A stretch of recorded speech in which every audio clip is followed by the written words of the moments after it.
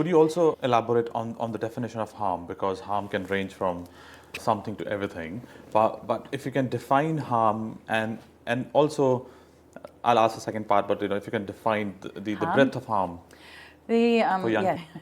There's a recent research that came out around harm that occurs to children growing up. And there's a number of types. I mean, there's the obvious one. There's sexual harm, sexual abuse of children.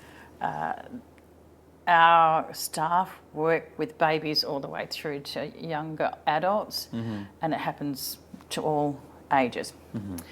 And that has really enormous impacts on development and a whole. It's not just the sexual harm. Yeah. It's the impact on development.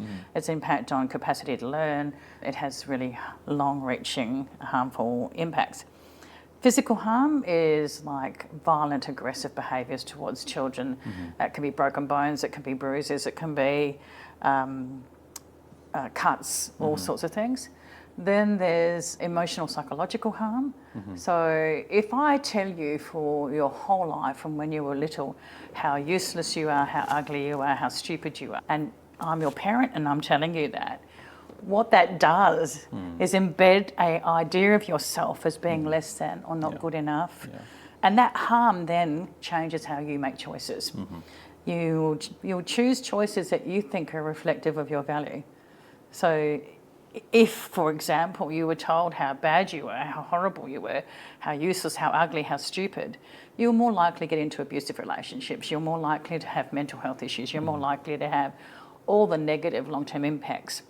And recent research on child maltreatment says about 70% of Australian people have had that experience in various forms.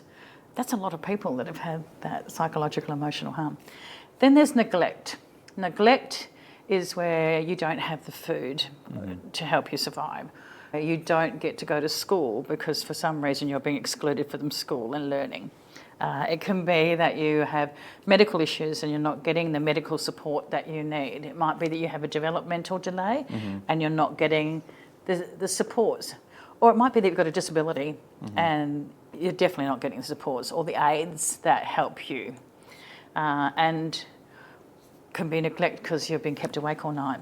There could be neglect of all sorts of different things that impact on your ability or your developmental trajectory, but also your concept of yourself and a whole bunch of other things. So that's harm. So it's kind of broad.